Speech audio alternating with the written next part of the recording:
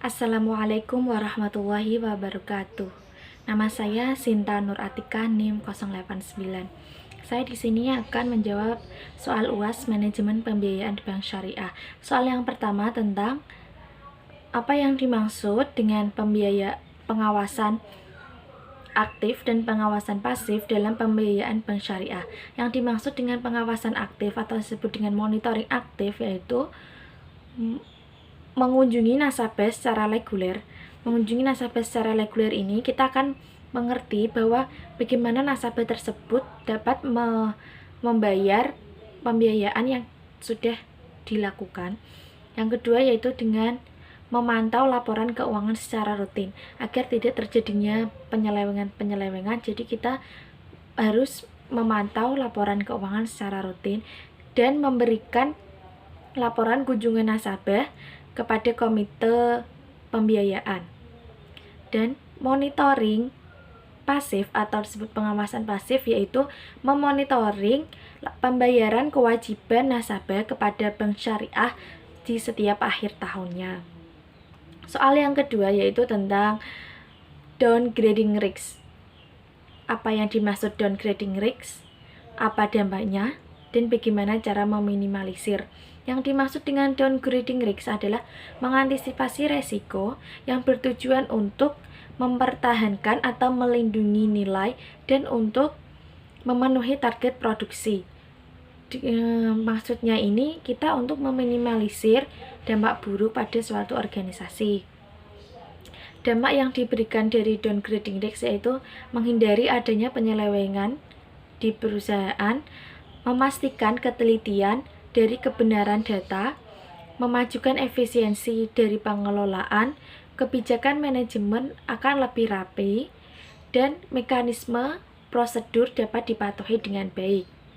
Cara meminimalisir downgrading risk tersebut sendiri yaitu dengan cara pencegahan dan penyelesaian. Yang pertama yaitu kita lakukan pencegahan, dicegah agar tidak terjadinya resiko seperti itu. Dan apabila sudah terjadi, bagaimana cara kita menyelesaikan resiko tersebut. Soal yang ketiga yaitu tentang pembiayaan sindikasi dan bagaimana prosesnya. Yang dimaksud dengan pembiayaan sindikasi sendiri itu jenis pembiayaan yang diberikan lebih dari satu lembaga keuangan. Dan pembiayaan sindikasi itu dibagi menjadi 3. Yang pertama yaitu light syndication. Yang dimaksud dengan light syndication yaitu sekelompok bank yang bersama-sama melakukan pembiayaan kepada satu proyek di mana satu bank tersebut akan menjadi leadernya atau pemimpin. Dan keuntungan maupun kerugian akan dibagi bersama sesuai dengan porsi modalnya masing-masing. Contohnya seperti ini. Di PT Mega Jaya akan mendirikan suatu jembatan dengan membutuhkan dana sebesar 100 juta. Dan PT Mega Jaya ini mengajukan pembiayaan pada Bank A. Di Bank A ini mereka bekerja sama dengan Bank C, Bank B, dan Bank C. Masing-masing sebesar 25%. Yang Bank A tersebut 50%. Nah, jadi keuntungan maupun kerugian akan dibagi sesuai porsinya masing-masing.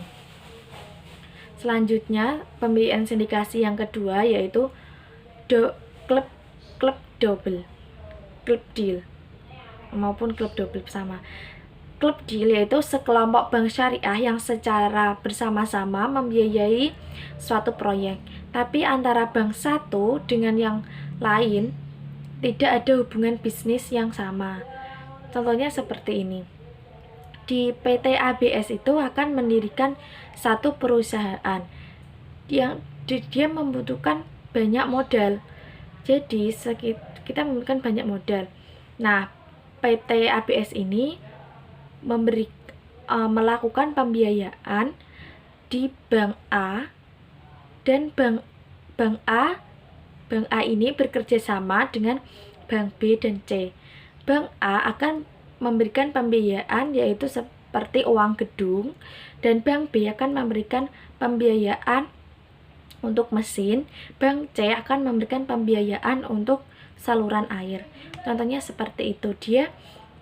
Antara bank ini yang bekerja sama ini dia bisnisnya itu berbeda. Jadi bank satu akan memberikan pembiayaan gedungnya, bank B akan memberikan pembiayaan mesin, dan bank C akan memberikan pembiayaan saluran air. Sindikasi yang ketiga atau disebut dengan subsyndication, yaitu bentuk sindikasi antara suatu bank dengan salah satu bank peserta sindikasi lain tidak berhubungan langsung dengan sindikasi lain. Susah dipahami ya. Maksudnya seperti ini contohnya. Kita langsung ke contoh. Ini gini. Bank CGK akan mendirikan suatu jembatan terpanjang di Indonesia. Dia membutuhkan banyak modal sampai 2 triliun. Bank CGK ini mengajukan pembiayaan kepada Bank A, dan Bank A ini akan melakukan kerjasama kepada Bank B dan Bank R. Bank A ini memberikan pembiayaan sebesar 50%, Bank B dan Bank C memberikan pembiayaan sebesar 25%, dan Bank A sendiri ini akan melakukan kerjasama lagi kepada Bank D.